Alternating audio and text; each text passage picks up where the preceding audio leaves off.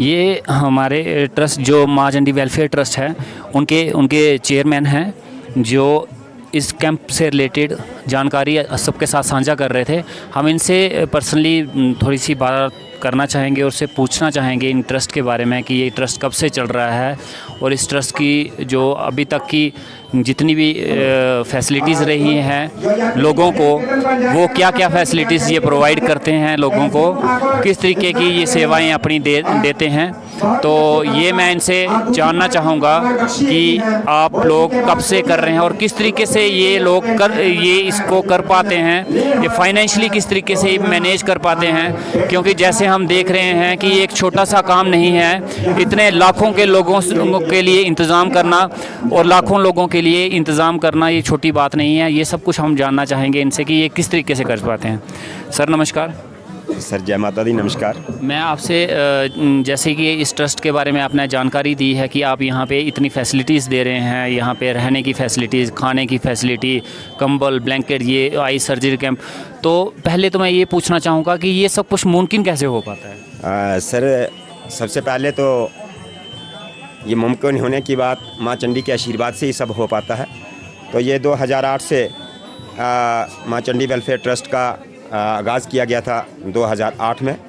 तो 2008 के बाद लगातार ये संस्था जो है वो काम कर रही है। सबसे पहले यहाँ यात्रियों की बेहतरी के लिए, यात्रियों की बहबूदी के लिए ये काम शुरू किया गया था, बट अब तो ये संस्था काफ़ी बड़ी हो गई है और भी बहुत सी सोशल एक्टिविटीज़ में हिस्सा ले रही है। एक्चुअली इसमें जो सेवक हैं, माँ चंडी वेलफेयर ट्रस्ट के सेवक हैं, वो हैं एम्प्लॉयड जो है वो 6,000 रुपये अपनी जेब से सालाना जमा करवाते हैं और अनएम्प्लॉयड जो हैं ये 1,000 पर ईयर जमा करवाते हैं। कोई भी आदमी इस ट्रस्ट का सेवक बन सकता है, हिस्सा बन सकता है और हर साल इसकी तादाद बढ़ती जा रही है। आप देख रहे हैं कि मंदिर के चारों तरफ ये सेवक लगे हुए हैं। इसी तरह से कुछ लोग जो हैं वो कैंप में जहाँ यात्रियों को सुलाया जाता है, 3 कैंप हमारे मेन पीछे बने हुए हैं। एक हाई स्कूल में है, एक हॉस्पिटल बिल्डिंग है, एक पंचायत घर, CFC, टूरिज़्म हट वगैरह, इन सबको मिला करके एक कैंप बनाया गया है। तो सेवक लगे हुए हैं, कुछ लंगर शिफ्ट में लगे हुए हैं, कुछ रात 12 बजे के बाद ड्यूटी पाएंगे। तो ये सेवक दूर दराज से आए हुए हैं, कोई मछेडी से है, कोई बिलावर से है, कोई महानपुर से है, कोई बनी से है। इवन ट्रस्ट के सेवक जो हैं वो जम्मू में भी काफ़ी बैठे हुए हैं। ये आई सर्जरी कैंप के दौरान वो वहाँ काफ़ी ज़्यादा कोऑपरेट करते हैं। जैसे doctor Satish Gupta ji eye surgery के लिए एक इम्पॉर्टेंट और सबसे महान हस्ती हैं जो उस कैंप को सक्सेसफुल बनाती हैं। इसलिए मेरी ये बाकी आपके माध्यम से ये लोगों से मैं अर्ज़ कर रहा था कि ज़रूरतमंदों को ये फ़ायदा दिया जाए। जो हमारे बुज़ुर्ग जिनका कोई नोटिस करने वाला नहीं होता है, उनके नाम हमारे पास लिखवाइए, हम उनको घर से ले जा करके घर वापसी तक पूरा खर्चा करते हैं। बाकी ट्रस्ट के पास अकोमोडेशन की कमी है, बट जो हमने कैंप ऑर्गेनाइज़ किए हुए हैं, जो रखे हुए हैं, अभी कैंप बनाए हुए हैं, उसमें हमारे पास ब्लैंकेट काफ़ी हैं, गद्दे काफ़ी हैं। हम अपनी तरफ से 100% देने की कोशिश कर रहे हैं। ये सब ट्रस्ट के सेवकों की और माँ भगवती के आशीर्वाद की वजह से पॉसिबल है।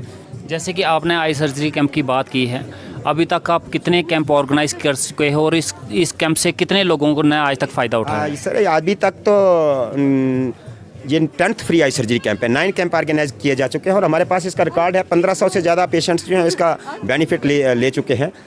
इसमें हर साल रजिस्ट्रेशन की जाती है और हम सर्दियों के मौसम में इनको जम्मू ले करके जाते हैं पेशेंट्स को, और वहाँ भी ट्रस्ट की सेवा कार जो हैं वो लगे होते हैं, सेवक पूरी अपनी देते हैं, सेवाएं देते हैं। जो लोग यहाँ सेवा नहीं कर पाते वो कोई जम्मू में करता है, कोई महानपुर में करता है, कोई हिडन सेवक ऐसे हैं जो सिर्फ जेब से ही कंट्रीब्यूट करते हैं। तो ये सब ट्रस्ट सेवकों की सबकी जो एक पैनी आती है जो महत्व रखती है और सबकी उसके सहयोग से ये हो पाता है। और उस दौरान जो लोग वहाँ पे आई सर्जरी के लिए आए होते हैं, आप लोग उनको क्या फैसिलिटी के, सिर्फ उनको ले जाने का, या सिर्फ सर्जरी का, या उनके खाने पीने का, उसमें से क्या चीज़ है जो आप करते हो और क्या है जो नहीं उनको खुद करनी पड़ती है? उनको कुछ भी नहीं खुद करना है, उनको बस सिर्फ आना है।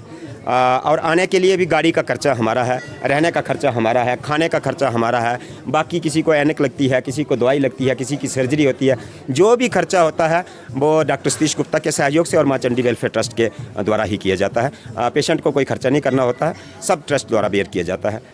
इवन खाने का भी, रास्ते में भी जो कोई खाएगा, जो कुछ भी खिलाया जाएगा, घर से निकलने से घर वापस आने तक जो भी होता है वो सब ट्रस्ट द्वारा बेयर किया जाता है। अगर कोई आप इस ट्रस्ट के साथ जुड़ना चाहे और वो यहाँ इस दौले से जुड़ा हुआ ना हो, जहाँ कहीं बाहर से हो, जम्मू से हो, तो वो कैसे जुड़ सकता है, वो कैसे कांटेक्ट कर सकता है? उसके लिए ऑनलाइन हमारी ज्वाइनिंग होती है और उसके लिए उनको अपना आधार कार्ड देना होता है और अपना फ़ोन नंबर देना होता है। अपनी डिटेल हमें बताएंगे, उसके बाद फॉर्म भर के हम उसको ग्रुप में ऐड करते हैं और जो इंटरेस्टेड है, जो चाहता है कि मुझे इसका पार्ट बनना है, उसके लिए हम ऑनलाइन भी उसकी ज्वाइनिंग करते हैं और की जा रही है, आ रहे हैं सेवक आप सकते हैं। मैं एक मैसेज और देना चाहूँगा कि कोई ज़रूरी नहीं है कि माँ चंडी वेलफेयर ट्रस्ट का हिस्सा ही बने।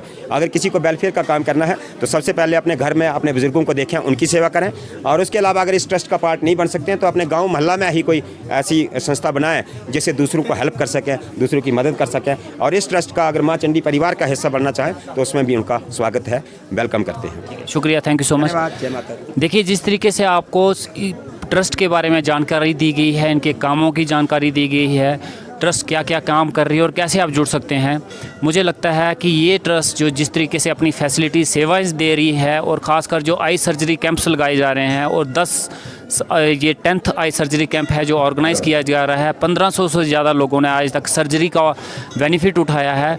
तो मुझे लगता है कि इस ट्रस्ट के साथ जुड़ के आप लोग भी अपनी, अगर आप चाहते हैं कि कुछ सेवा देना चाहते हैं, सेवा करना चाहते हैं, कुछ ऐसी अपने कंट्रीब्यूशन देना चाहते हैं, तो आप इस ट्रस्ट के साथ जुड़ने के लिए इन दिए गए कॉन्टैक्ट नंबर पे आप कॉन्टैक्ट कर सकते हैं। जय माता दी।